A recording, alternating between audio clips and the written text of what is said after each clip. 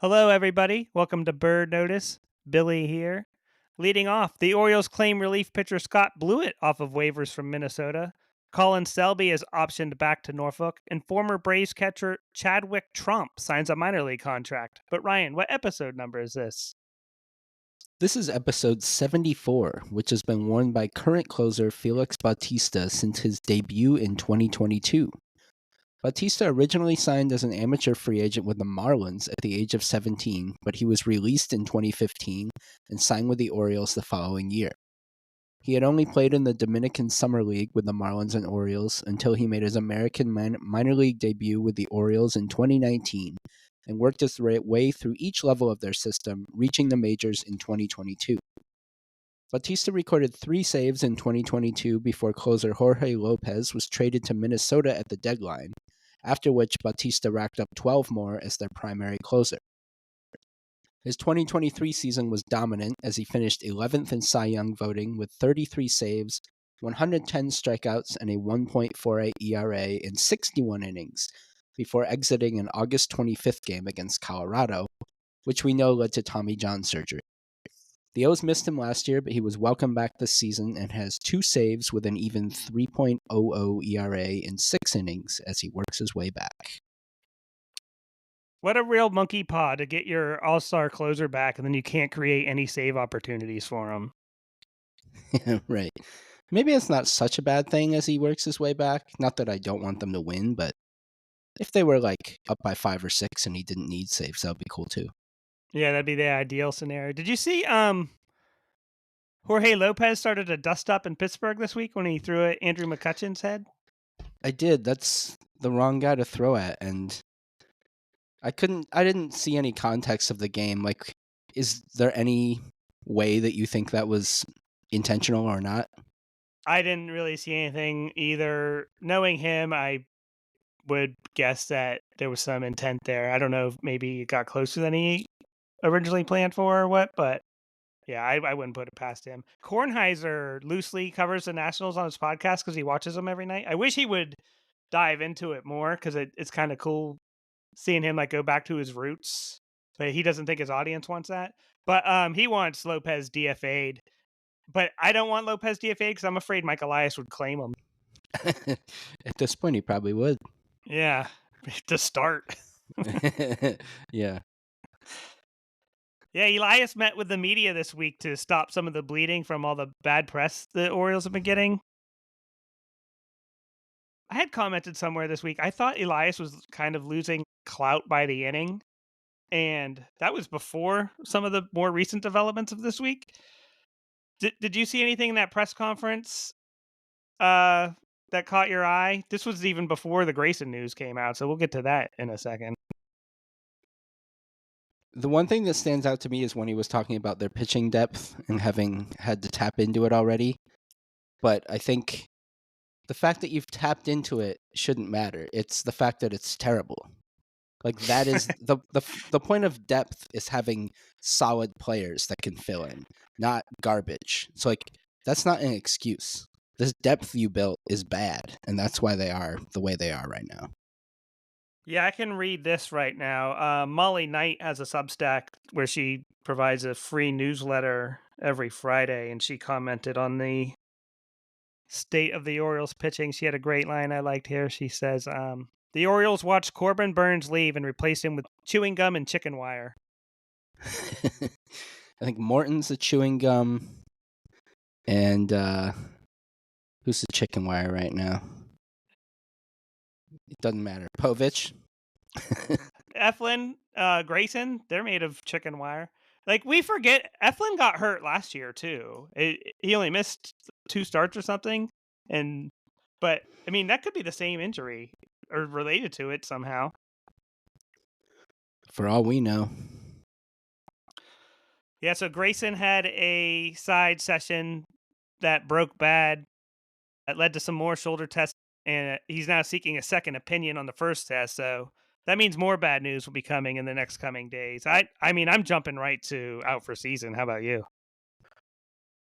It's kind of looking that way because you never get a second opinion if the first one was good. Or, well, maybe you would, in case you're being extra cautious. But it generally doesn't sound good. Yeah, you probably wouldn't need to announce that then either. Like, Right. Like, things look good, but we're going to make sure it's not terrible. Yeah, I guess you're right. right. Yeah, I mean, I guess maybe we can hope Grayson will contribute to the 2027 Orioles. Was it not his elbow earlier, too? Or his lat or something? Yeah, I've lost track. That's But, all the like, it same to wasn't his me. shoulder before, right? Wasn't he out with something else before this latest shoulder thing? Yeah, that was a Or am lat, I... I think. Okay. Yeah. It's all related to me. Like, the hip Oh, bone's yeah, connected but to it's the not like, elbow. oh, it's just the same thing re-aggravated. It's something new, it sounds like. Nah, he's a tin man at this point. We've been down on him for a while now, which sucks because this is not something you want to take joy in being right, Like, I was more than willing to wait for Grayson's progression as like a major league pitcher, but just being injured all the time is a totally different conversation. What we have now is a failure to launch. Right. I mean, eventually he'll get forgot about by people like me who forget about things all the time, and I'll be like, "Oh yeah, there is that Grayson guy. Remember him?" But right now, he doesn't deserve to be part of any short-term conversation about the O's pitching. No, not at all. Out of the recent crop of prospects, I guess I'd go back to like 2018 or so. I'd be hard pressed to find anyone other than DL Hall and Hunter Harvey who has failed to meet their expectations more than Grayson. I know there's, the jury's still out on a lot of guys like Kerstad and Holiday and Mayo, but I mean, if Grayson's out 16 months or whatever, I would bet on those guys to contribute somewhat. Yeah, it's there's a million guys like him though when you think about it, and I've said this before. Like prospects are called that for a reason because you don't know what they're gonna be. You could have a guy who's uber talented who can never stay healthy. You could have guys who stay healthy and end up not being talented. But it's all a crapshoot, and right now it seems like he might just be one of those guys who never fulfills his potential. It's more crap than shoot.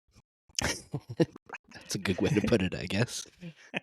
Yeah, he makes Zion Williamson look reliable at this point. He's kind of on the Austin Hayes track where he has one good half and one good second half to show for everything. Right. I mean, you can kind of say that about Adley right now too. Oh, yeah, I got a lot on him later. Yeah, I went down a dark path last night after Saturday's game. A win even. Remember we had that big scoop from Grayson's mom where she said he'd be back before the All-Star break. So even that's looking optimistic now. You did say that. Yeah, Grayson's mom was onto something. Yeah, and then we mentioned Scott Blewett. I got way too attached to this waiver claim over the course of this week just to watch him shuttled away for the carcass of CNL Perez. That really bothered me. I'm not going to lie. I had no idea who Scott Blewett was prior to seeing him pitch this week. But right away, I saw him standing on the mound at 6'6", and I was like, that fucks. Like, sign me up for that. Yeah, he's listed at 6'6", 245. That is a large person. He looks durable. All four appearances he's had this season between the Twins and the Orioles have been for multiple innings, which is something the Orioles need right now because their fucking pitching can't go past the fourth inning. So why do you keep CNL Perez basically a loogie, and then who needs to go? Like CNL, they need to do something drastic and like show this roster and clubhouse that like performance matters. They haven't really done that in a long time. I guess Kimbrel last year, but even then they gave him an extra leash. month than he needed. Yeah. So I don't know. This Blewett move, they blew it. The Orioles blew it with the Blewett move. Is there an NFL kicker who has that name? Yeah, he was on Washington, and he had Okay. I don't know if he made it to a second game. Because I remember that Blewett. name, and I think that's why I thought I knew Scott Blewett, but then I thought about it more and was like, wait, I think that was a kicker, because you could always make that Blewett joke. So I knew nothing about this pitcher either. I can't remember what year that was. The Commanders. I don't even know if he was a Commander or a football team member or a Redskin, but he didn't last long. I remember that. Yeah, Blewett was a second round pick in 2014 by the Royals too. I just got way too attached to this guy. And I've been done with CNL Perez for a long time too. Hopefully he clears waivers and I can get him right back up here because CNL Perez he had a good performance 2 nights ago, but he was dreadful today on this Sunday. That is an all timer. This game will be talked about for a long time today when we get to it. Yeah, I'm looking at Blewett now. I don't know the logic that front offices have when picking guys up, but between his numbers and the fact that he's not ARB eligible till 2028, like I feel like he'll get picked up by somebody. And it's just lazy is what it is when they're like, oh, we've invested so much in CNL Perez years and years and years. We can't just throw him away for this guy we got this week. And I don't know. You got to make tough decisions sometimes. You can't just be risk averse all the time. The Orioles are way too risk averse. Does kind of seem that way. I mean, outside of the Burns deal, which I think most people agreed they didn't give up a ton to get him, like they haven't done much that's actually aggressive. And we don't know if they were backed into a corner with that or not. I wish we knew if that move was going to happen with or without Kyle Bradish's injury. Might not ever, unless Elias writes a tell-all book someday. And CNL Perez is a luxury in this bullpen. The Orioles have 3 left-handers with him, Soto, and Aiken. So I did some research. Only like 11 out of 30 teams were carrying 3 or more left-handed relievers going into the weekend when I looked into this. So give me the unknown of Blewett over the known of Perez. I would agree with that. I mean, especially the fact that he's by far the worst lefty on the team right now. Yeah. Like you say he's a luxury, but like is that even, can you even call it that when one of them's trash? Like it was a luxury town car at one point, but now it's just a beater. That's how they're using him too. They're using him in mop-up now. Yeah. Yeah, because he stinks. I don't really understand why they're... And then the fact that they didn't re-sign Coulomb. And we knew Perez sucked. Yeah. Blewett's AAA numbers are fascinating, though. 84 games, 32 starts, a 6.93 ERA, and 219 1/3 innings in AAA. Wow. But his major league numbers are fairly decent in the very small opportunities he's been given. Right. Yeah, you never know. There's always guys who don't work out as starters and move to the bullpen. I don't think you see that in reverse very often. Garrett Crochet comes to mind, but that's not super common. But he could be one of those guys who's just good in short bursts. He gets to throw harder and doesn't have to have as big a repertoire, maybe 2 or 3 good pitches instead of 4 or 5, and who knows? Yeah. So you got kind of attached to him too then. Because you see these waiver guys and, it's crazy to ever think they'll contribute, but I mean, he looked good. His stuff looked solid. That's what was encouraging. Sometimes there's guys who go out there and they get really good numbers with stuff that doesn't, it seems like they get kind of lucky, but you could kind of see like, oh, I can see why this guy might be decent, 6'6" too. You can't teach that. Right. And I have pulled up Coulomb. The update on him is he's now up to 7 2/3 innings with no runs, 3 hits allowed. So a little bit better than Perez is doing this year. Ken Rosenthal did another great article on the Orioles this week. There's a lot of interest in the Orioles lately. Our podcast numbers are kind of up, and I don't think it's because we got better at podcasting. I think it's because people are like, what the fuck is going on with the Orioles? And right. Cedric Mullins got a in-depth article from Rosenthal. You were on this before anybody because it's everywhere now, at least to me, that I heard bring it up, and that's the Mullins extension talk. I'll take credit for being the first. I'm sure I wasn't, but if you want to give it to me, I'll take it. That'd be funny if that's how this all started, just the one of our listeners tweeted it, and someone was like, "That's not a bad idea." Right. Well, we'll never know at this point. No. We have gotten involved in some weird stuff before, like Flaherty asking the team to have a sponsor remove a post. Like that is directly tied to me. Oh, from Jimmy's, right? That From Jimmy Seafood. yeah. But yeah, any thoughts on the Rosenthal article? I don't doubt that Elias doesn't want to sign Mullins because he's drafted so many outfielders the last 5 years. He's neglected to draft pitching. At this point, he's like Matt Millen drafting wide receivers with drafting outfielders. Right.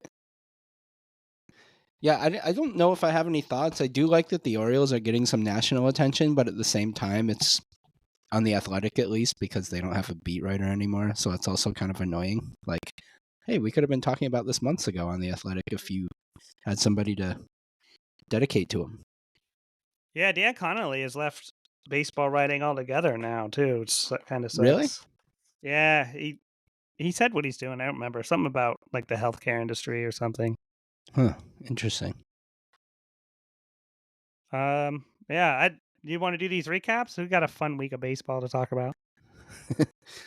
That's one way to put it. Game 16, Tuesday. We got Logan Allen versus... I got a new nickname for Charlie Morton. I'm calling him the washing machine because he's washed. And they just go around and around on the bases. Yeah, good. In this game, he actually started out okay until the top of the third when he walked Bo Naylor, followed by another walk and a single. So that brought up Jose Ramirez with the bases loaded. He hit a sac fly to put Cleveland up 1-0, but he did get a double play. That was the fly ball to O'Neill, wasn't it? When O'Neill caught that ball and got the guy tagged off second to end the inning? Yes. Yeah, he fired a strike to get Rocchio at the plate. Or off the bag. My brain saw double play, and I was like, oh yeah, totally a ground ball. But no, that's not how this one happened. Yeah, this was a 9-6 double play. Yeah. That's the thing. Even getting out of some of these innings this week, they need these freak plays to happen. They got Austin Hayes out at the plate in Brandon Young's debut to get out of a jam. They also got themselves out in a couple stupid ways, too. Yeah, they are last in the league in left on base. They have 93 left on base. That's just because they can't get anybody on base. Because nobody's getting on base, right? You'd be like, wow, they got to be good this year. But yeah, they were the only team under 100 left on base. But yeah, bottom third, there's a missed opportunity. Mullins goes down 1-2 before taking 3 straight to draw the leadoff walk.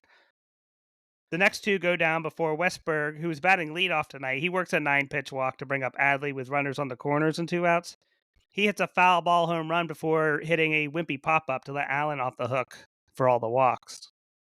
And then top 5, Charlie Morton's wheels fully come off.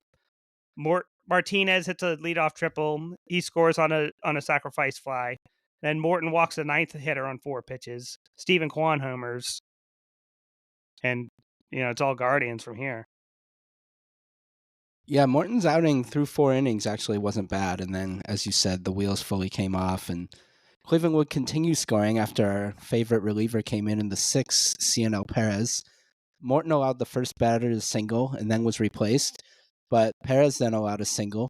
There was a sacrifice bunt followed by a sac fly to bring in a run and make it 5-0. And that was before Stephen Kwan singled in a run, and that made it 6-0 Cleveland. And other than some Orioles garbage time runs in the 7th and 8th, this game is over. It's a 6-3 Guardians win. The Orioles runs came on a Mullins solo homer. Henderson and Mountcastle hit back-to-back doubles, and then Gary Sanchez hit an RBI single. This was on Jackie Robinson Day, who I gave my first star to.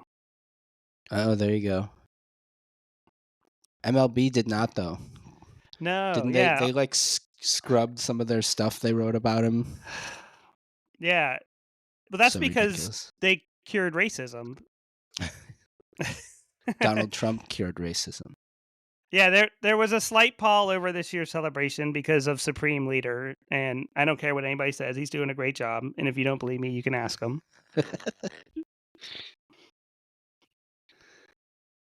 Yeah, I gave the number 2 star to Cedric Mullins for the solo home run. I think he's the only guy on this team who hasn't quit yet. He's been getting frustrated too. Did you catch that this weekend? A I couple don't blame times they him. would pan away, and he's just like, you know, expressing some frustration. He might be getting more mad about not having an extension. Like, I'm the only good player right now, and you still won't pay me. That probably does happen. Like, yeah, these guys are human, and this team is a mess. Scott Blewett, 3rd star. In this one, he went 1 2/3, 1 hit, 29 pitches, 19 strikes. So he's thrown strikes too. Which today, the Sunday game, Morton and Poteet couldn't throw strikes. Yeah, they kept Poteet over Blewett too. Well, he has options, so like okay. He he'll didn't be have to be optioned DFA'd. tomorrow. I Yeah, see. You're right. he was depressing today too, though. Top of the order: Westberg, Adley, and O'Neill. They went 0 for 13 with 5 strikeouts. Sick. Jorge Mateo got his first hit of the season. I think they let him keep the ball. He's now no longer batting 0.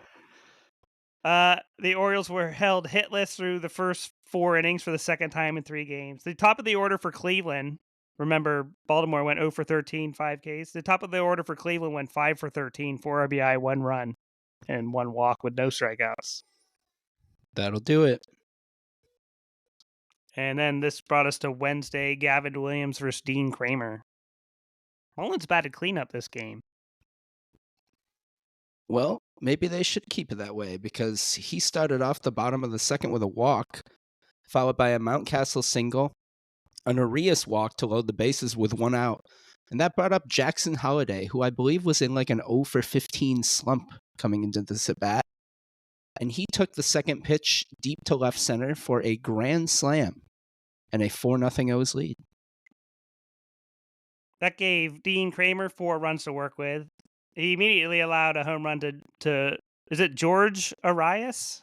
George Arias for Cleveland. Gabriel? Okay, who's George? Is that a I guy? don't know. Maybe it's his brother or something. That might be like a 1989 baseball player. George Arias. Let's see.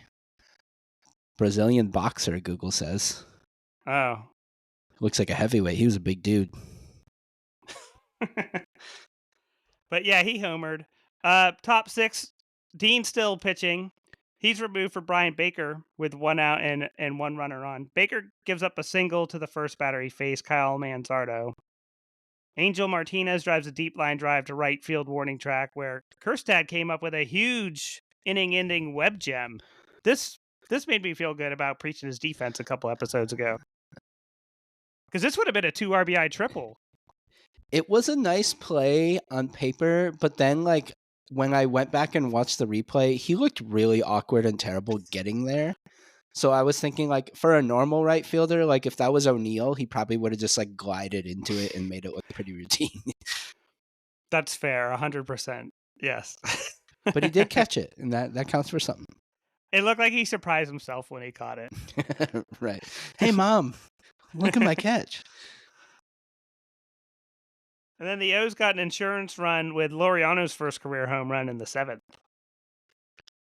First career homer is an Oriole. Oh, yeah. I skipped the important part. Oh, speaking of Laureano, there was a play, I don't remember if it was this game or the game before that we just talked about, where Laureano and Mullins were both very easily able to catch a fly ball to left center. And there were runners on base, and Mullins waved him off. And I just thought that was silly. Like, I know those balls are the center fielder's balls if he can get to it, and he, it's his ball if he wants it. But when you have a Mullins arm and a Laureano arm, he should be like, hey, you catch this ball and throw it into the cutoff man or wherever you want to go with it, because that's what you do, That's a good point. I wonder if Mullins forgets who he's playing in the outfield with sometimes. Because, O'Hearn has been out there a couple times recently. O'Neill has been in and out of the lineup. Kowser's gone. So Kjerstad has been in left and right field.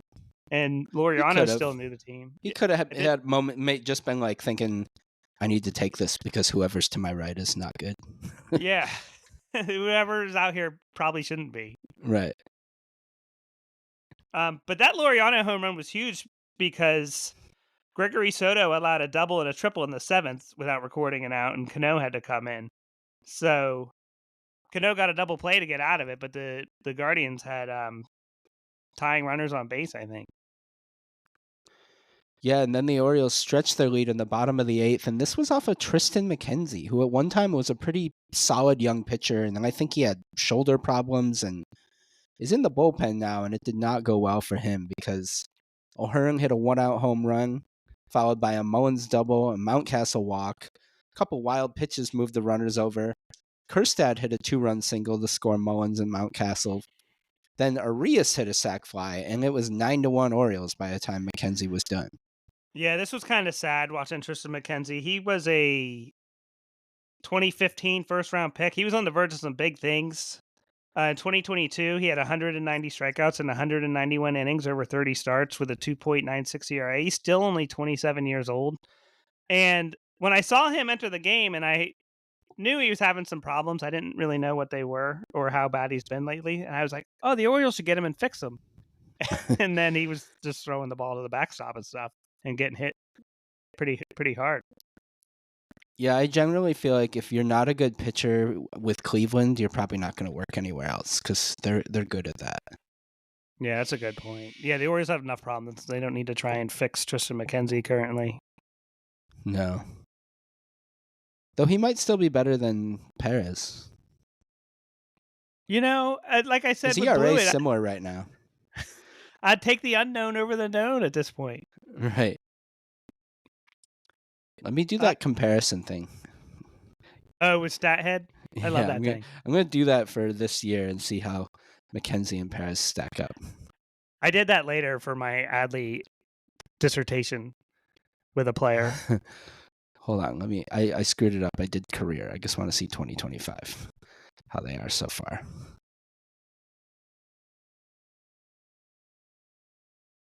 All right.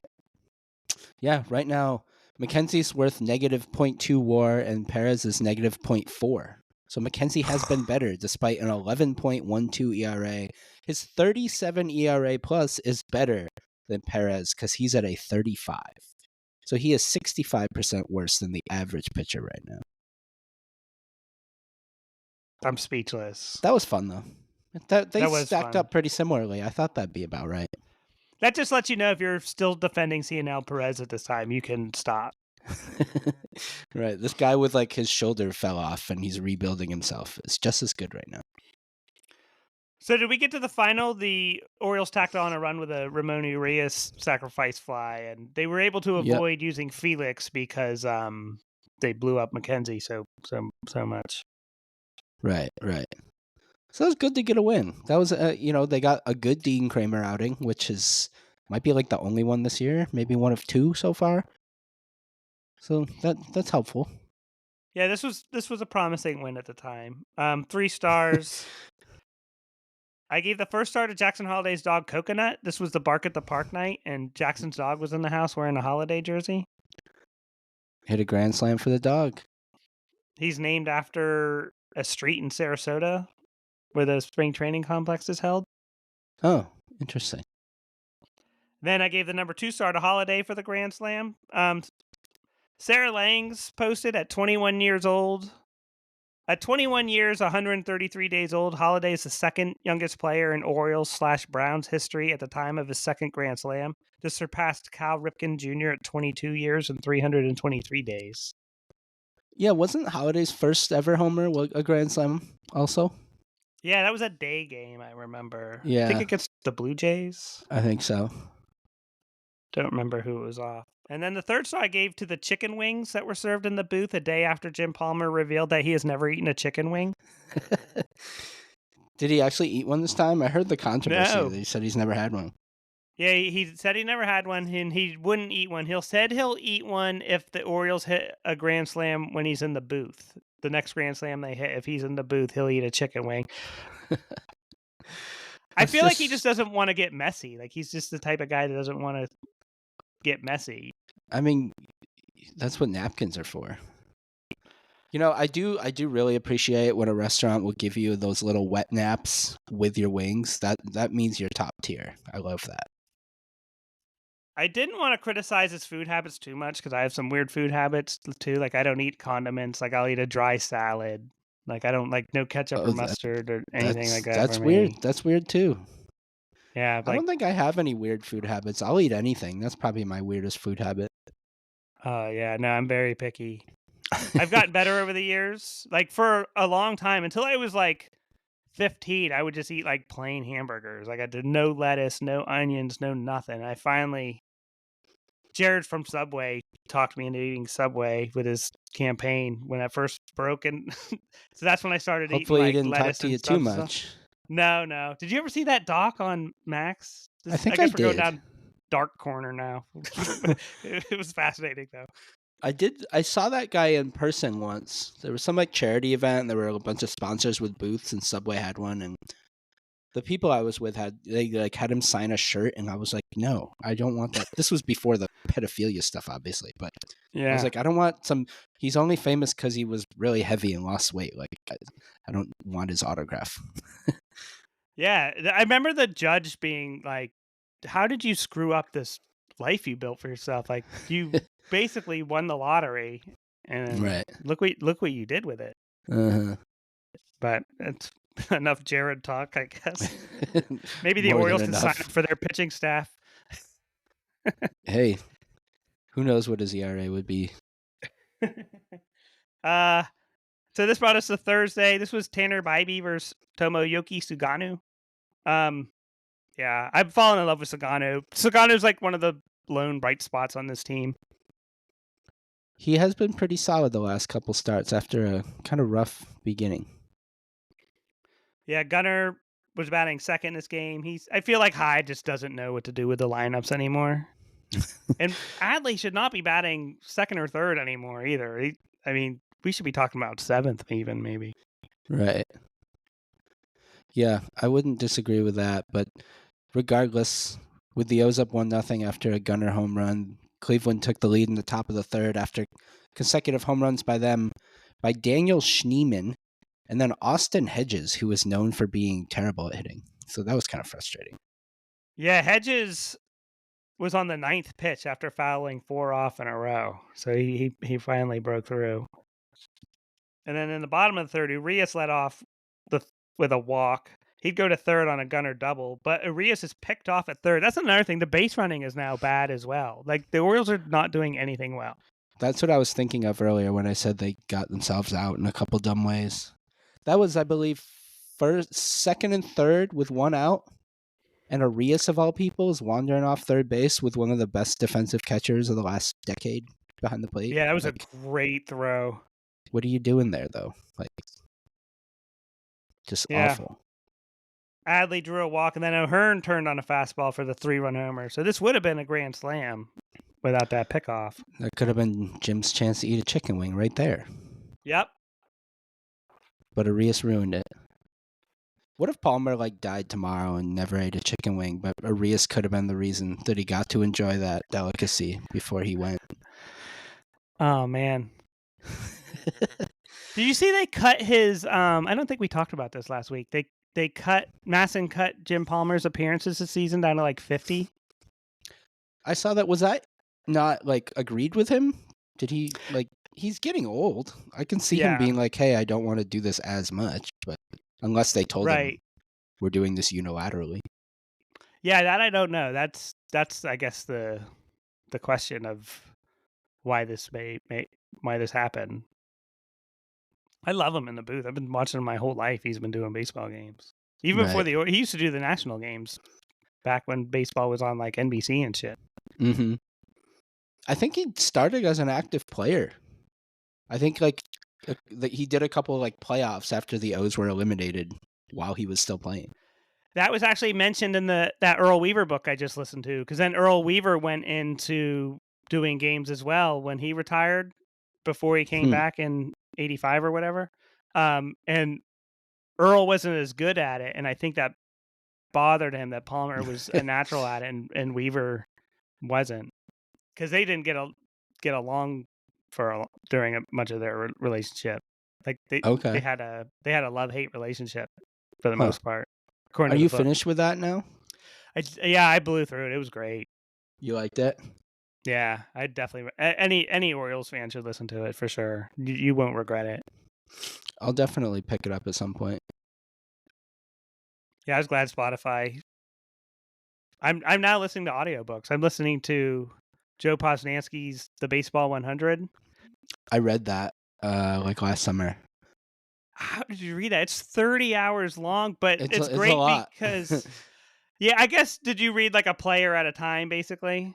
Yeah, that's like a good way to just break it up into chapters. So I would read like one or two and then put it down, come back to it. So I had it for a long time, but I did read them all. Yeah, that's how I'm listening to it. Just do one or two and I got 10 minutes I can listen to a quick thing on Carlton Fisk. That's who I listened to today. There you go. But yeah, that made it 4-2 O's. And then in the sixth, Westberg reached on a fielder's choice for the second out in the inning. He's on base for Tanner Bybee's final batter tonight, and here we got Heston Kjerstad hitting a 400-foot homer. Give us our 6-2 win. Kjerstad started to heat up a bit this week. Until Hunter Green had something to say about it, but yeah. Yeah. That was frustrating. But this was the Orioles' first 2-game winning streak of the season, their first series win. Bautista got the ninth in another non-save situation. So that was fun to see Felix. At this point, you just want to see Felix. These games. Right. Yeah. That's what I do like when I watch the Sabres. I'm like, I know they're going to lose, but I just want to watch like a couple of their players because the rest of them stink. So that's like the O's right now. Yeah, I gave out 3 stars. Number 3, Gunner for the home run, 2 for 4, 2 runs scored. Ryan O'Hearn, 2 for 3, 1 run, 3 RBI. He continues to rake, and I feel dumb for calling him expendable over the offseason. Imagine in 2023, at the start of 2023, being told that Ryan O'Hearn would be a better hitter than Adley Rutschman. It's kind of indisputable at this point. He was slugging .587 after this game, second on the team to Cedric Mullins, who, hopefully he can keep it up, but you won't be surprised if he doesn't. And then after the game, O'Hearn said, "As far as my baseball career goes, this is without a doubt the best thing that has ever happened to me. You guys know this. I was thinking about Japan. I was thinking about what am I going to do next? I don't take it for granted. I love showing up for work every day." I like and then that. You have people like me shitting on him during the off season. What a dick. Yeah. So I will continue to apologize to Ryan O'Hearn.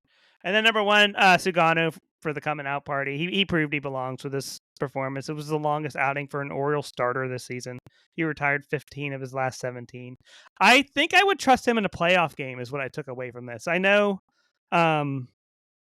you'd worry about the speed and stuff, but I mean, he was in control of this game. Hey, not walking guys goes a long way. Yeah, and he's not a typical rookie, Yeah, he was. Like I mean, hasn't he won the Japanese pitcher of the year multiple times?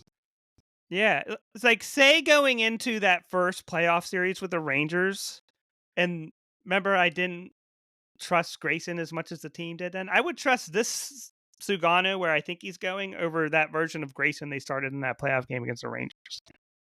Oh yeah, I think I would too. And then O'Hearn was in right field as O'Neill got another night off. Westberg is a DH. So he's been playing DH a lot lately. He's probably more banged up than we know. Yeah, they said he aggravated something early in the year, like in Toronto, in their opening series. So if you listen to Hyde, at least, he hasn't been feeling himself all season, and that might explain why he hasn't been hitting very well either. Yeah, he looks invisible at times. He was 0 for 4 after this game. That put him at 0 for 24.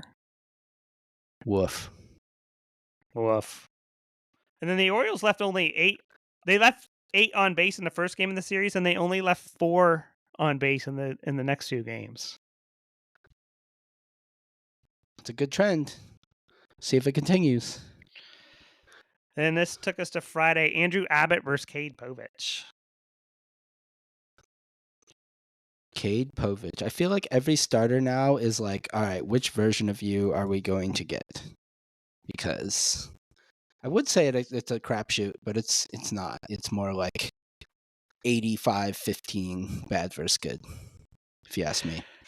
Yeah, Povich had been giving up a lot of contact and stuff in those starts where he wasn't giving up a lot of runs, but yeah, this game was over. The highlight of this game was the 15,000 people who came away with a hockey jersey. Did you see the pictures of the crowd before that? Like, there were huge lines to get in. Like, I think those things are cool, but I hate waiting in lines. Like, I really do. I won't wait in line for a bar or a restaurant or anything. So I would not sit there forever just for a cheap hockey jersey. Yeah, we have that in common. I cannot wait in lines whatsoever. Yep. Well, speaking of Povich, he started the top of the third by walking Jose Trevino, then allowing a single to Blake Dunn. With 2 outs, Ellie De La Cruz came up and hit a wall scraper to center field that I believe they reviewed this, right? And it was deemed to be, it wasn't challenged, but I think they went back and confirmed that it was a home run. Yeah, Ellie De La Cruz is something else. He made a great catch today, too, off Holiday. Is it just me? Do you think he uses a small bat, or is it just because he's so big? To me, it looks so tiny in his hands. Yeah, it's probably because he's big. Yeah, but like Aaron Judge is huge too, and to me, for whatever reason, the bat looks smaller with Ellie than it does with Judge. He looks funny with those 2 oven mitts on his hands, too, once he gets on base. Because Right. he's running, so he needs 2 oven mitts probably more than any other player in baseball, but it just looks funny. Yeah, he's very impressive. He's fun to watch. Yeah, top 4. Things got worse. Povich served up 2 more meatballs to Candelario and McLean. They were up 7-1 after this point. And then Jorge Mateo made a comedy of errors to make things even worse. The Orioles just got 2 more back later in the game when Kjerstad homered off of Scott Barlow. Yeah, this was the first game of the series against the Reds, and this was the return of old friend Austin Hayes to Camden Yards. They had a little, I don't know if it was like a video tribute, but at one point they showed on the scoreboard, "Welcome back, Austin Hayes," and he went out and waved, and everyone cheered for him, and he actually kicked the shit out of the Orioles this week. Yeah, he had a very good weekend. He was peak Austin Hayes this weekend. Yeah, I wasn't surprised he got a nice reception. He earned it. Yeah, I was never the biggest fan, but I get why people like him, I guess. Yeah, he was around during some dark years, and he's a very capable baseball player. He made some sweet plays. He was one of those guys who, like, I don't think is personally that good, but he occasionally did something that was really exciting. Right, like we might forget about him in a couple of years. You'd be like, "Oh, Austin Hayes, that's right." Yeah. Right. He's like that, like a receiver in football who makes like 20 catches a year, but like twice he'll juke some guy out and score, and you think he's awesome because of that, and then you look at the overall picture like, oh yeah, he actually didn't do that much, but I guess remember those plays. Right, he's setting the bar really high for Reds fans currently, and they're going to be let down at some point. He'll get hurt. Yeah. They'll be let down by his hamstring or something. The Reds went 6 for 16 in this game against left-handers, and they raised their average 20 points to 167. So it's not like they came into this game hitting well against left-handed pitching. They just ate up Cade Povich. Not a good sign. Maybe he's the, like, if you're hitting bad against lefties, call Cade Povich. He'll come fix you. And then I've only seen Andrew Abbott make 2 starts in my life, and they've both been against Baltimore. In those 2 starts, he's 12 innings pitched, 4 hits, 2 earned runs, and 19 strikeouts. He's still only 25 years old, and I wish the Orioles had a guy like him because he looked great this game. Yeah, he's got good stuff, and he certainly makes the Orioles look bad, like you said. So I can't dispute it. I have a feeling if the Reds are going to do something this year, he'll be a big part of it. Their pitching overall is pretty solid. So this brought us to Saturday. We got Hunter Green versus Brandon Young, Major League debut. Yeah, what do you know about Young? You've seen him pitch in Norfolk a couple times. What are your thoughts?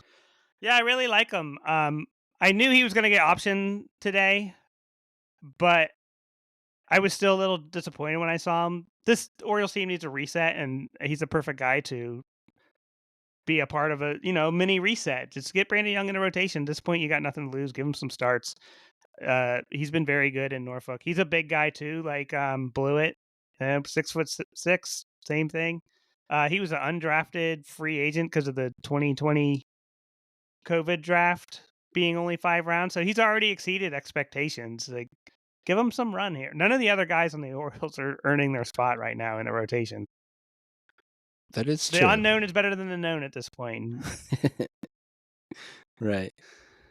Well, things started out a little rough for him. He allowed a leadoff single before getting 2 quick outs, but then that was followed by an Austin Hayes single and a little flare by Gavin Lux that just fell over the second baseman. And the Reds were up 1-0 in the top of the first. And Brandon Young was your 2024 Jim Palmer Minor League Pitcher of the Year. So, oh, there you go. Yeah, that's fun. He got a tough matchup here with Hunter Green too. Came into this game with a .58 WHIP. That's not fair to the kid. It's pretty solid. And then we thought we would see Brandon Young this season, but you didn't think it would be in the third turn in the rotation. Hey, better early than never. No, that doesn't work. But I don't know. With the way it's going now, you might as well throw him in there, like you said. Do you think he'll be back before or after May 15th? Oh, before. I have no reason to say that, except there's no way things are getting better right now, so why not? Yeah, the fire is out of control at this point. We'll talk in a minute about Morton, so something needs to give there. And Young will fill a spot in a rotation at some point from someone. Jim Palmer had a post-game line today I thought was just beautiful. He said, the starting pitcher sets the tone for your team. Yeah. Mm-hmm. I want to see the tone Brandon Young can set.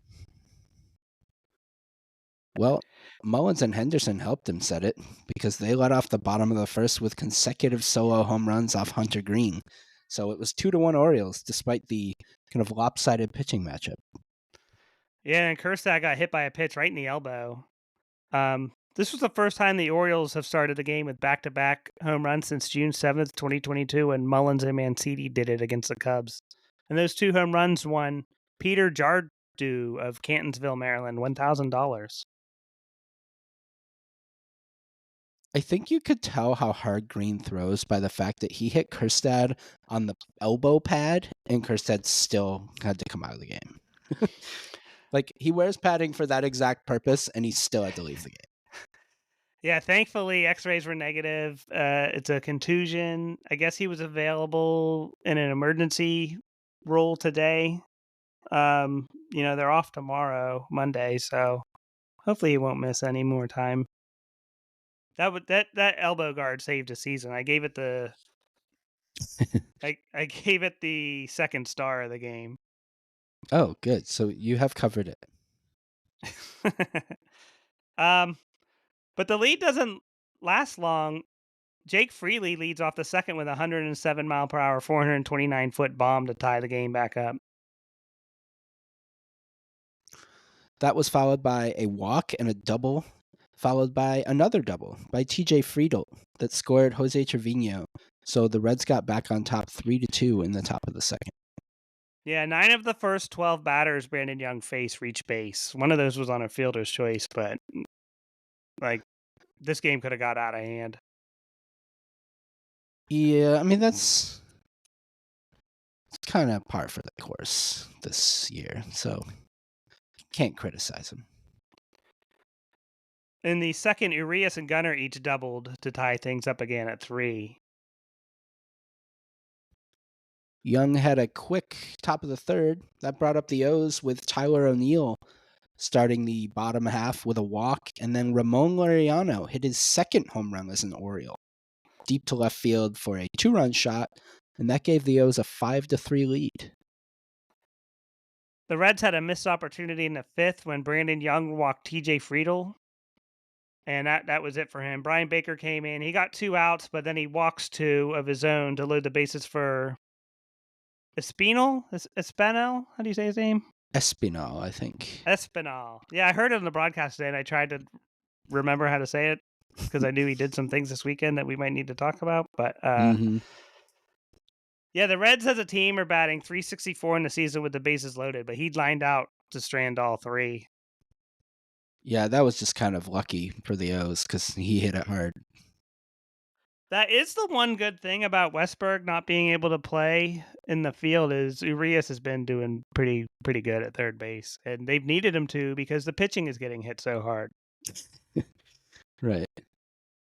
If ever you need fielding practice, just throw out one of the Orioles pitchers. Keegan Aiken walked the leadoff man in the 6th. Candelario doubled. Friedel bunted, which was pretty cool. I'm pro bunt. Fraley scores. Dominguez has to come in. He gets out of the jam with 2 outs on 2 pitches when Urias started a great double play. Yeah, back to that bunt. That was a really nice bunt by Friedel. O'Hearn could have had a play if he picked it up clean, but we know he's kind of a butcher in the field, and that didn't happen. Didn't get an error on the play, though. So. Friedel went 4 for 4 in this game. He's a good player. Yeah, the Reds have like a lot of good baseball players. Mm-hmm. I know that sounds silly, but like they got, what do they call them? Dirt dogs? They got a bunch of dirt dogs. Isn't that a term? Yeah, that works. And then Ellie, Google who's just like... He's like a Corvette. I mean, he's kind of a dirt dog himself, but he's a physical freak. But he runs all over the place. Dirt Dog Baseball Dictionary. This is in the Baseball Almanac. Are you confirming that you're making sure you weren't insulting someone? It's probably like a racist baseball term. Yeah, that's enough there, though. The 7th, Laureano and Westberg went back-to-back for the second time this game. That was pretty cool. You don't see dueling back-to-back home runs too often. Especially not from this year's squad. That was off of Carson Spires. Hunter Green was done after just, 4 innings? Yeah, they got to him early. He got rocked. He replaced Nick Lodolo, who was scratched for paternity leave. Oh. On the roster. I didn't realize that. And then the Reds sacrificed Spires for Easter this morning after he threw like 90 pitches in relief in this game. They just shoved him in a cave. Like, just stay there. Yeah, Spires 4 innings, 94 pitches, 5 hits, 4 earned runs, 4 walks, 3 strikeouts. So he basically had an Orioles start. And then the Reds did actually get one meaningless run in the 9th on a solo home run by Austin Hayes. I don't know if you made him one of your 3 stars, but... No, yeah, Hayes' home run was on Matt Bowman's first pitch. Lux doubled, Espinal walked, and all of a sudden they needed Felix to come in. But nothing to see here. He handled business. The 3 stars were just Laureano for coming in. 5th career multi-homer game. I was glad he got to show Orioles fans why he was signed, because a lot of people questioned the signing, and it's a pretty damn good 5th outfielder. But now he's your 4th outfielder, or maybe 3rd. O'Hearn's playing way too much in the outfield. I appreciate that he's playing out there, but I don't want to see it. Right. Yeah, the 2nd star, Kjerstad's elbow guard, and then the 3rd star I gave to Carson Spires just for being hung out to dry in this game. And for allowing the Orioles to score some runs. Now, here's where I went dark on Adley. Adley was the only starter without a hit. I'm not sure what to say at this point. He was 0 for his last 19. He's slashing 192, 289, 342. No extra base hits and 167 from the right side, 216 from the left side. Adley Rodriguez, the Pirates catcher, got injured this week, so I ended up on the Pirates page, and I was looking at Joey Bart.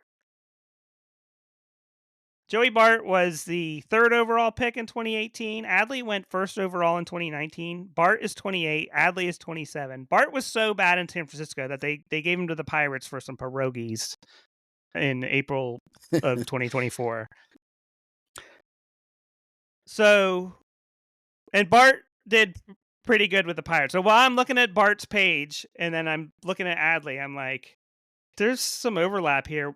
Just because Adley got off to a hot start to his career and Bart didn't, they've kind of met in the middle now. And I did one of those comparison things.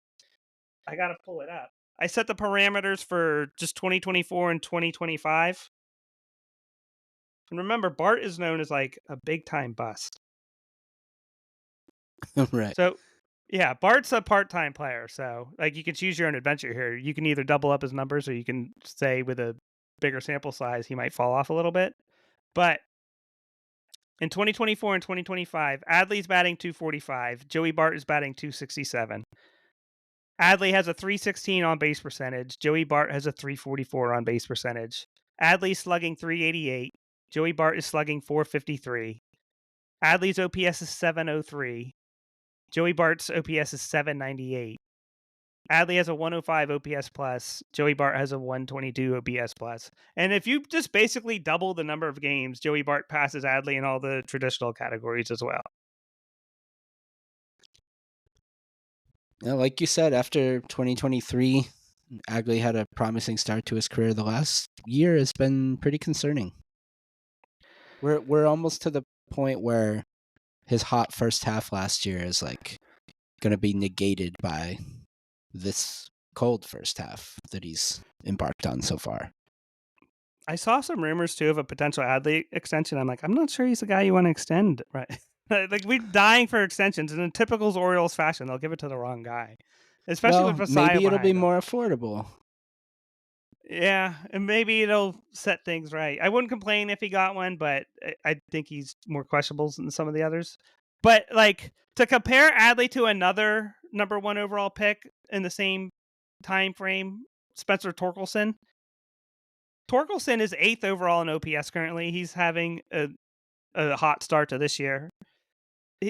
Torkelson is just behind Fernando Tatis and Kyle Tucker in OPS.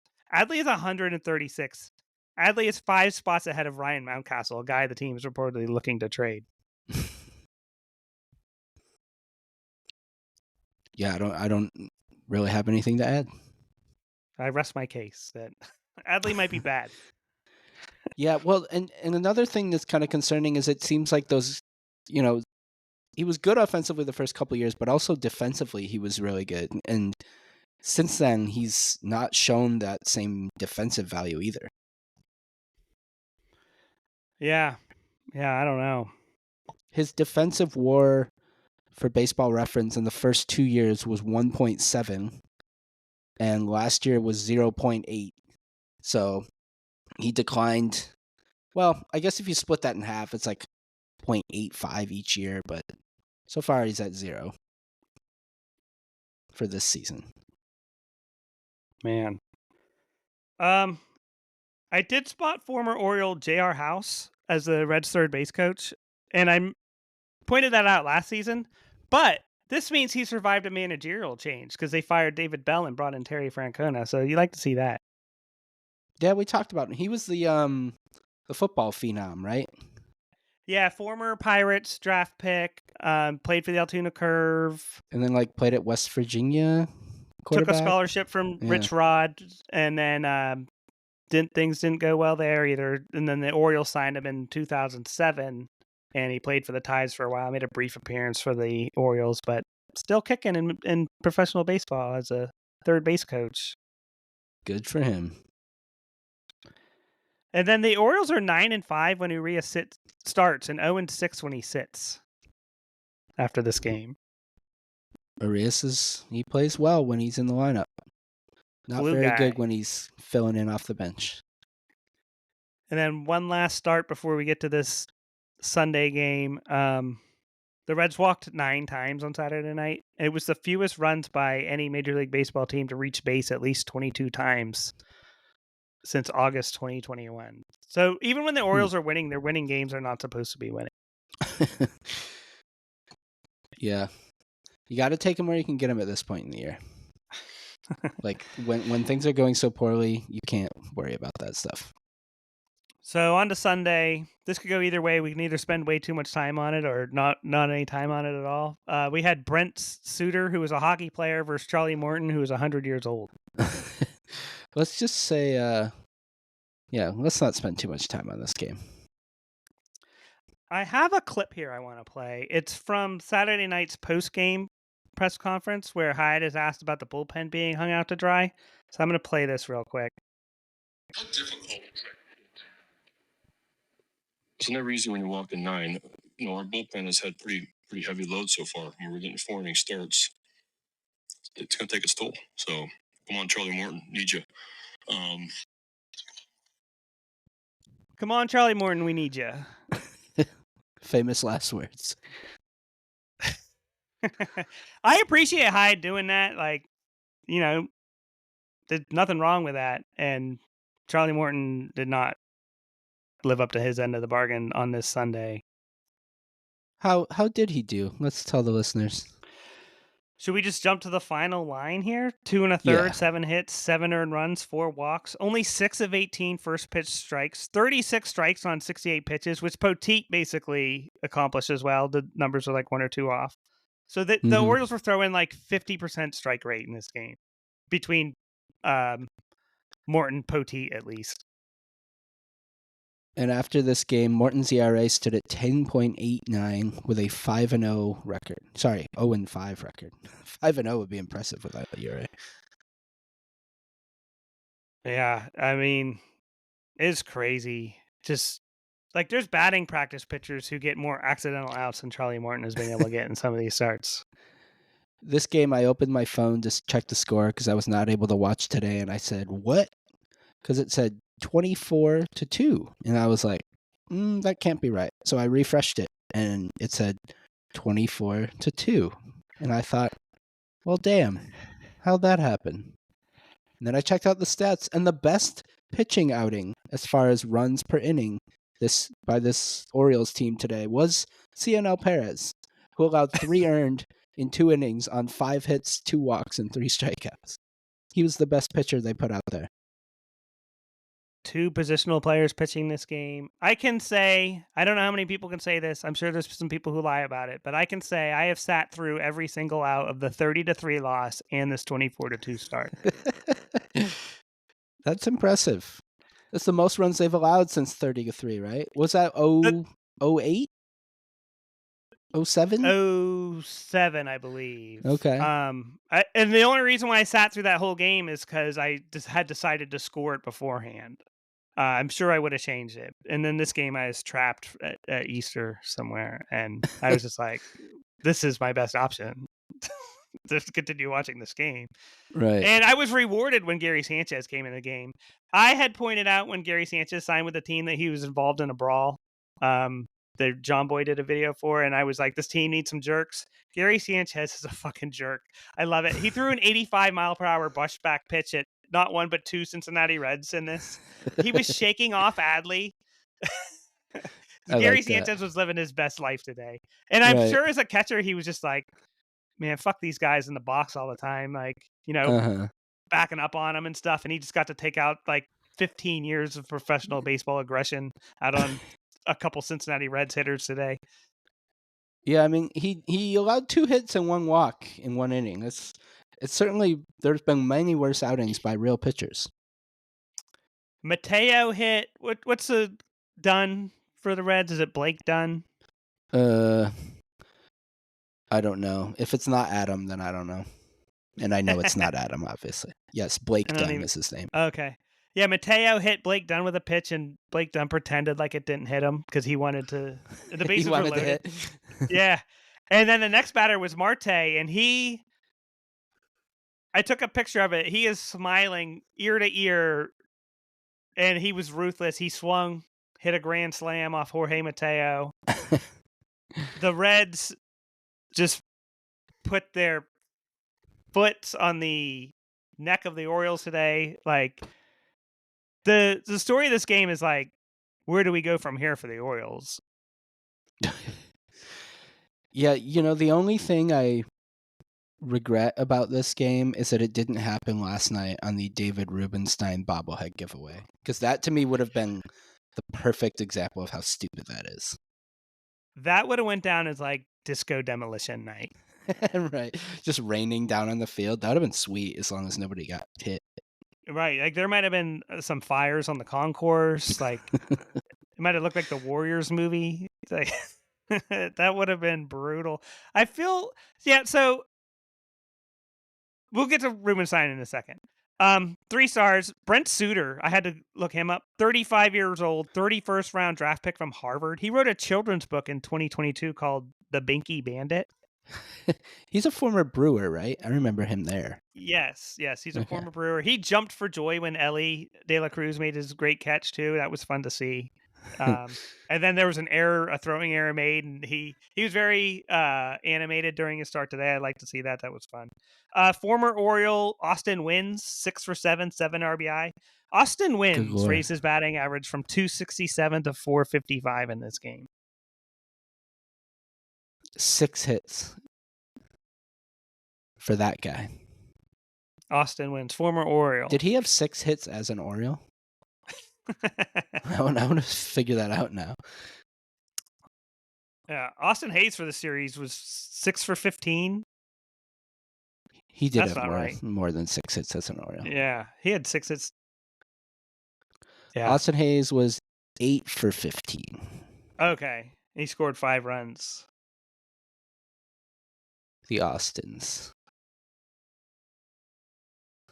They got Stone Cold Steve Austin this weekend.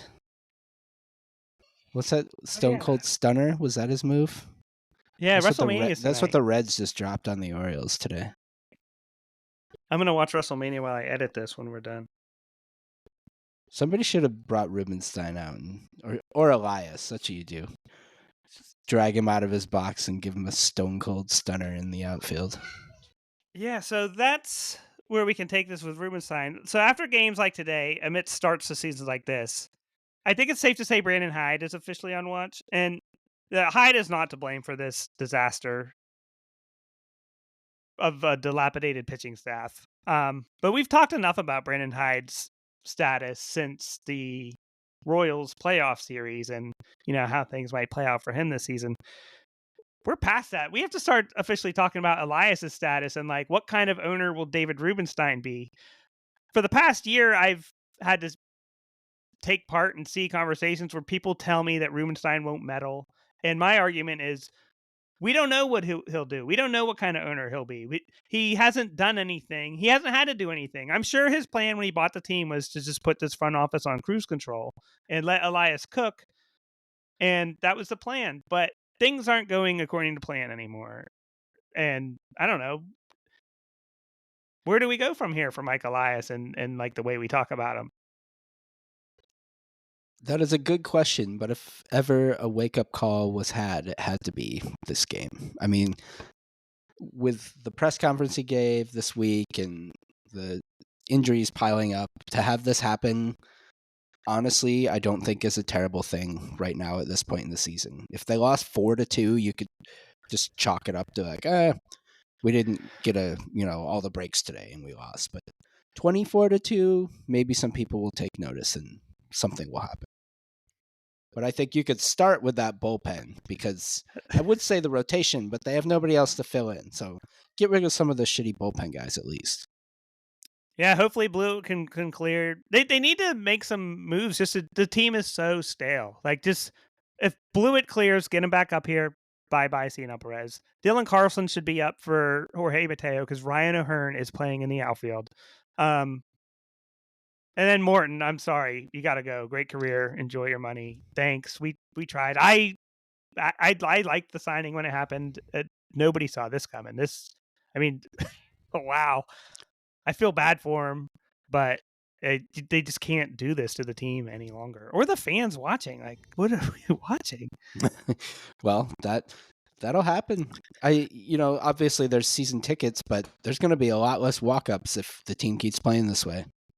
It's like The elder Orioles, abuse. as much as we love the O's and don't want them to leave Baltimore and all that stuff, like the team isn't known for drawing that well when they're not good. So we'll see what happens attendance-wise. Yeah, they're not even mediocre at this point. They're just straight bad. This is a bad baseball team, and bad things are happening. Yeah, 9-12 is definitively not good. They can't field. They can't hit. They're not stealing bases. They're getting picked off bases. Oh, also twice this week, they had balls fall in the little Bermuda Triangle on the right field line and the left field line in separate games. Just dropped in on them. They're getting called out on national media now for just mismanaging their everything. I don't know. The starters this week had an 8.33 ERA. And that included a quality start from Sagano and a 5 1/3 with one earned run from Kramer. And that includes those starts.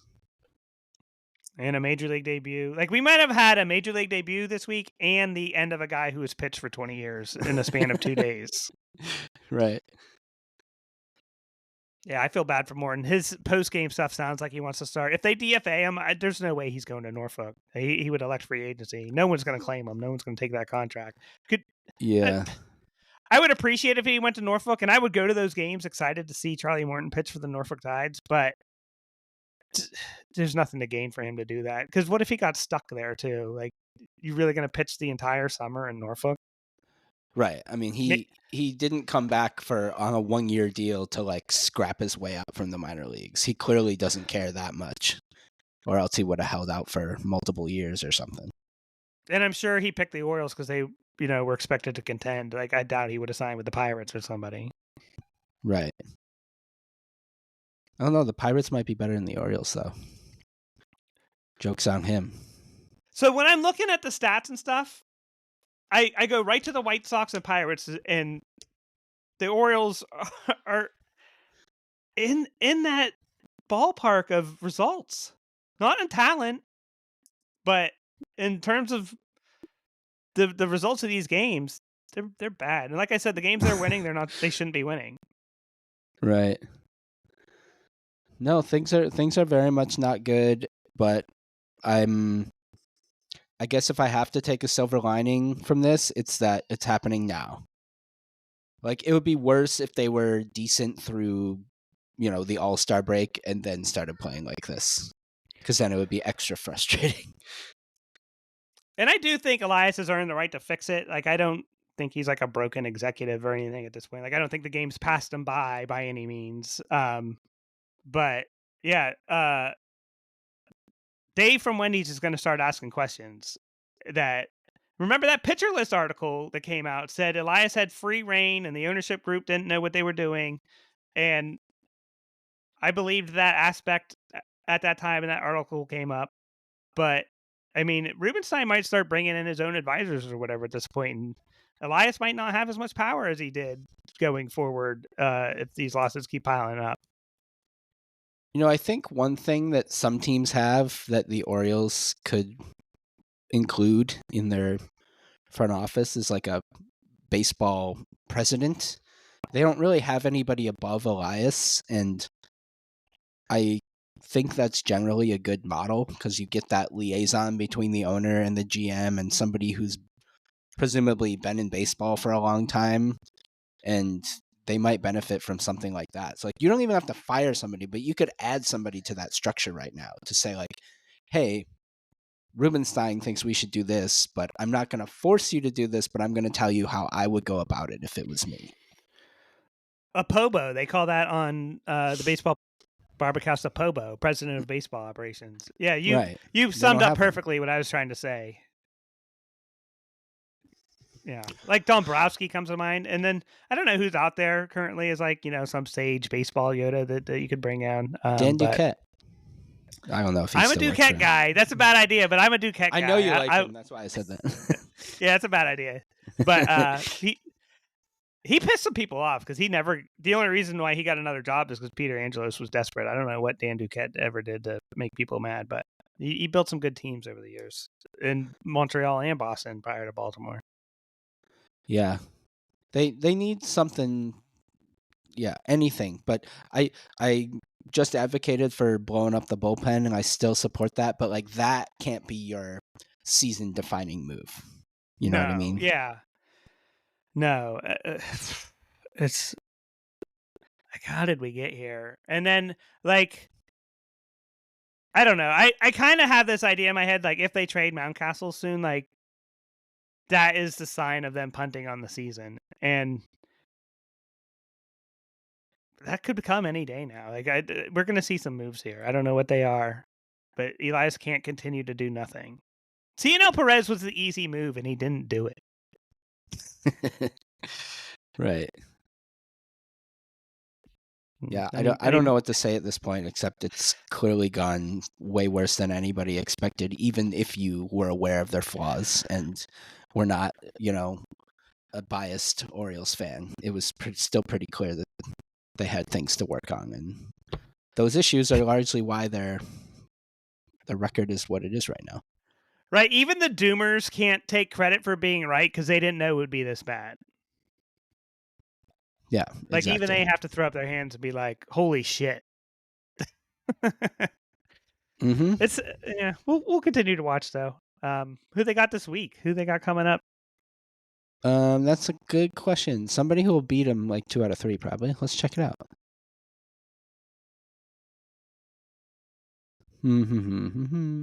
Ooh, they get to go to the Nationals for 3, and then to Detroit for 3. Those are 2 teams that, like, Detroit, I think, did they make the playoffs last year? I think they did. Yeah, they did. And pretty Washington's good in the playoffs, not too. that bad anymore. So this could be another rough week, especially if they have to face Skubal. That's an automatic loss. That's gonna be a kick in the dick when Flaherty shuts down the Orioles. Right. Yeah. I immediately thought of Skubal and Flaherty, and then Jackson Mize, I think, is off to a nice start for them, isn't he? Casey Mize? Is that Casey Mize? Jackson Jobe, I think, is another guy that. Yeah, I combined them. Yeah, one of them is doing decent. I don't know which one. Yeah. And that's our 9-12, so like the same as the Orioles. Detroit is 13-9. Yeah, could be bad. This is a good test for them. One team like the Nationals, less talent than them, not as good, but pretty much the same record. And the Tigers, who seem to be on the ascension, especially in the American League Central. Like, can they hang with the Tigers, or are the Tigers going to beat their brains in? It looks like on Tuesday it'll be Kramer versus Mitchell Parker on Washington, who I've never heard of, but is playing well this year. I have him on my fantasy team, on the Bird Notice fantasy team. He's doing very well. Then we got Sugano versus Trevor Williams, who gave the O's fits last year, or 2 years ago, whenever it was, but he's actually been kind of bad this year, so we'll see what happens. Thursday, Povich versus Mackenzie Gore. That should be a loss. Gore's good. Is that Gore's first start? No, he's been playing. I always get Gore and their other guy confused. Gore's 2-2 with a 3.41 ERA. I can't even think of the other pitcher. We don't have the starters for Detroit right now, but I'm going to see who they're... I'm just looking. All right, Flaherty's pitching Tuesday, so that would put him in line for, like, maybe Sunday? Wednesday, Thursday, Friday. Yeah, Sunday. Wednesday is Olsen. Thursday, there's no Tigers game, so they're probably going to face Skubal in one of these games. So that's another lot. Yeah, I'd say the O's go 2-4 this week. Or 3-3. I could see 3-3. 4-2. I'd be shocked. Man, yeah, it's tough to bet on them right now. You got anything for Media Corner? I just had the Baseball 100. I just finished the book about Mo Berg. It's called The Catcher Was a Spy, that had a movie made that apparently it wasn't good, so I don't plan to watch it. And it was okay. The guy was a total weirdo who just happened to play baseball for a couple of years, and everything it said in the book is that he didn't really love baseball and didn't really want to play. He just wanted to like be on the team, and he enjoyed the lifestyle because he could just travel around and read newspapers and walk around the city when he wasn't at the ballpark, and that's just kind of what he wanted to do. Oh, you'd fit Weird in guy, with this though. Orioles team then. The guys who don't want to play baseball. Right. Yeah, Paul Rudd was in that movie. I didn't see it. I remember it was at one of our like art house theaters here, and they were playing it, and I thought about going. I was like, oh, a baseball movie, maybe I'll see it. And I read the reviews, and the story didn't really sound like something I wanted to see. I'm curious about it though. It seemed like it was low budge. Yeah, I don't know. His main spy mission was during World War II. He was trying to find out info on whether the Nazis had developed an atomic bomb. And the book kind of flip-flops about whether he contributed a lot or not. One thing, he had some mission where he went to a talk by one Heisenberg. It's like this famous German, I think it's the name that in Breaking Bad, he named himself Heisenberg after that scientist. But that the real one was giving a talk, and Mo Berg went and had a gun, and he was told, like, if he mentions anything about, like, if he uses any of these phrases associated with the atomic bomb, you need to assassinate him on the spot. So he can't help the Germans build the bomb. Wow. But he didn't have to do that. So it was kind of anticlimactic. I'm going to watch the trailer for that movie, at least. I'll do that tonight. And then, yeah, let's take a quiz and get out of here. If we just want to state, for the record, Bird Notice doesn't like Nazis. We think they're bad. Yes, agreed.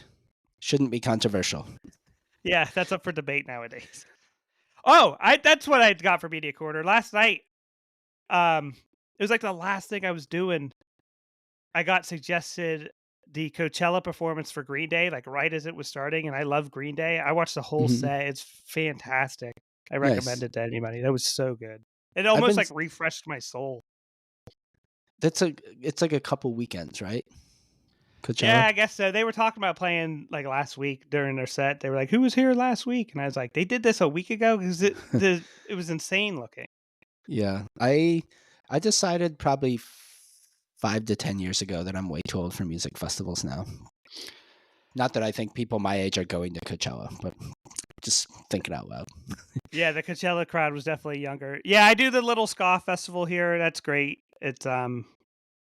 It's also people my age, which is good because people aren't finding ska anymore, which is sad.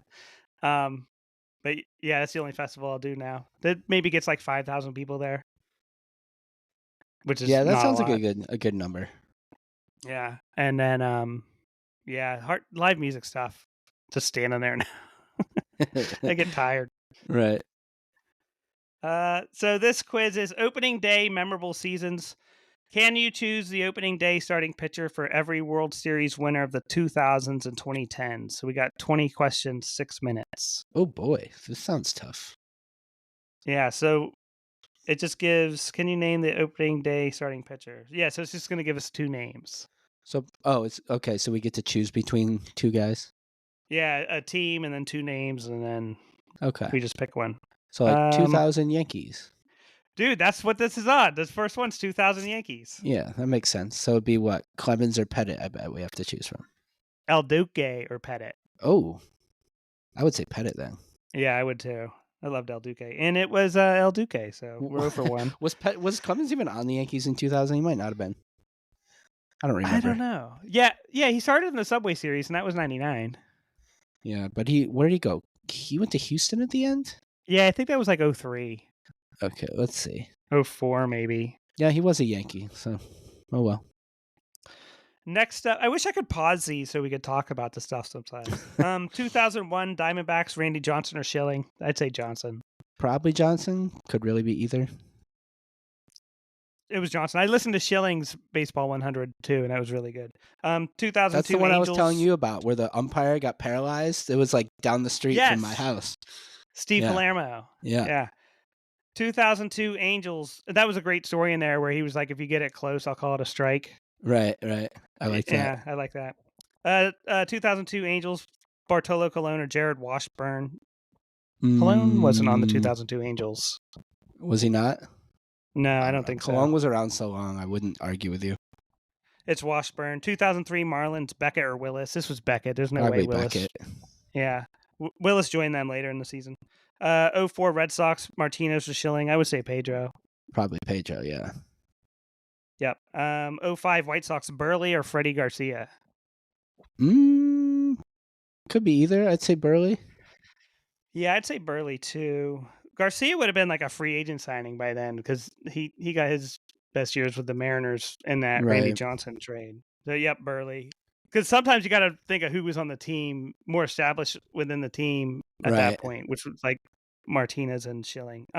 06 Cardinals, Carpenter or Jason Marquis. I'd say Carpenter. Well, yeah, I would too. Was Carpenter good yet? He was like He was like Halladay, where he was on the Blue Jays for a while and then wasn't good and then got better. Yeah, he was kind of a surprise guy. Right.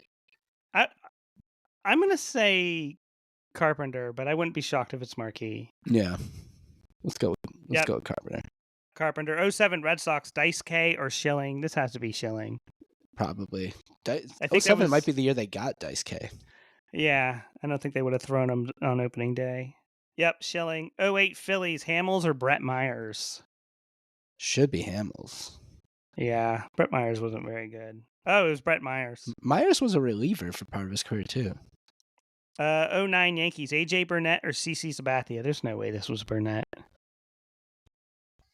Well, you were just talking about getting established with a team, though. How long was CC there at that point? CC's true. better. I think this was his first year there, but they also threw a mountain of money at Sabathia, and AJ Burnett was kind of like a. I think they got him from. Yeah, the Burnett was a flop because they had to give him to the Pirates after this. Right. Yep, Sabathia. 2010 Giants, Matt Cain or Lincecum? I think of those guys as a tandem, so I don't even know. Yeah, I'll say Lincecum. Yep. 2011 Cardinals, Carpenter or Jaime Garcia? I'd say Carpenter again if he was still there. Yeah, I would too. Yep. 2012 Giants, Bumgarner or Lincecum? Probably Lincecum. Yeah, I don't think they would have wrestled that away by then. Yep, Lincecum. 2013 Red Sox, Buchholz or Lester? I think this was Buchholz. I don't know. Go for it. It was Lester. That was dumb. 2014 Giants, Bumgarner or Lincecum? Probably still Lincecum. I'm leaning Bumgarner, but I'm going to say Lincecum with you. Yep, it was Bumgarner. Oh. I just felt like he maybe wrestled away the top spot by then. Lincecum might have been nearing the end by then. 2015 Royals, Giordano Ventura or Edison Volquez? I'd say Volquez. Yeah. Ventura was young back then. He's the one who died, right, in the car accident? Yeah, he died in an off-season car accident, I think. It was Ventura. Huh. Yeah, that sucks. 2016 Cubs, Arrieta or Lester? I would say Lester. Was that the year Arrieta won the Cy Young and he wasn't their best pitcher at that point before that? Right, he wasn't proven going into this season. I think that trade happened between the Orioles and Cubs in 2015. He was just like, oh, Cubs might have something here going into 2016. Yeah, so I think it's fair to say Lester there. It was Arrieta. After all that. Yeah, 3 left, 20 in 45 seconds. 2017 Astros, Dallas Keuchel or our friend Charlie Morton? Ooh, I'd say Keuchel. I would too, and that's correct. 2018 Red Sox, Chris Sale versus Porcello. I think that Charlie Morton, I think they got him off the scrap heap, and that was part of his breakout that 2017 year.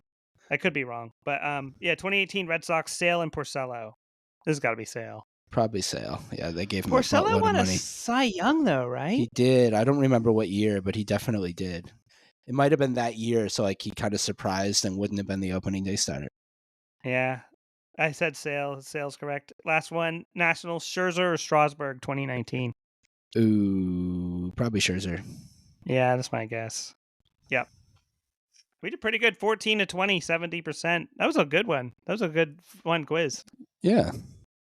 That wasn't too hard. It almost would have been more fun if we had to think of it without getting more choices than 2. Yeah. Also, we could have gotten 3 right the whole time. So. Yeah. This at least propped our score up. We'd be guessing guys who like never played for that team or were like dead by then or something. There'd be definitely more guys we forgot about. Oh yeah, like Giordano Ventura. I would have not thought of him. And Chris Carpenter, I probably would have forgotten about. Yeah. So that's it, right? You got anything else? No. I just hope the O's don't like fully implode now. I think it'll be telling how they bounce back this week, especially this like first series against the Nationals. That's a great point. If they come out flat, then like nothing was learned, or Yeah, like then they're officially toast. Someone said they need to have a players only meeting. I was like, they would just end up fucking playing with Legos, like. Yeah, right. Players only. And actually, that's one thing that the Rosenthal article did say was there was a quote from somebody, I don't remember who, but they said like Mullins is a pretty quiet guy in the clubhouse, which is something we were speculating but didn't really know, but it did say that. So they still, at least as far as we know, don't have that like vocal veteran leader. If it was Charlie Morton, now he has no credibility because he's been awful. Like you need somebody who's good and a veteran to do that. That's the thing. Thank you for reminding me. I brought this up last week when I said they didn't have a bridge guy like Ryan Zimmerman, and I was a little bit wrong. It was supposed to be Chris Davis, but he had no credibility. You need to have a guy who's performing with some tenure on the team. Like the Orioles can't just go out and get a leader. That guy has to set that in motion over a period of years. They can't just go get, I don't know, name a player who's been around. David Ortiz. Thank you. Yeah, Ortiz can't just come in there and just start cracking heads and getting people in line and to generate a culture for the team. That is set over years, and yeah, that I thought of Chris Davis afterward, but no credibility. He couldn't do it. That's a good point. Also, speaking to him, I mean, the rumor is that the reason they signed that contract extension was because that's what Peter Angelos wanted, and I almost wouldn't hate if Rubenstein was like, give somebody a bunch of money. I don't even care who it is. Just do something. Yeah, Duquette was vocal. He did not want to sign that deal. Yeah, didn't work out. So there's some things to look out for. Yeah. It'd be like a car crash. Yep. Thanks for listening, everybody. Yep. Take care. Go O's.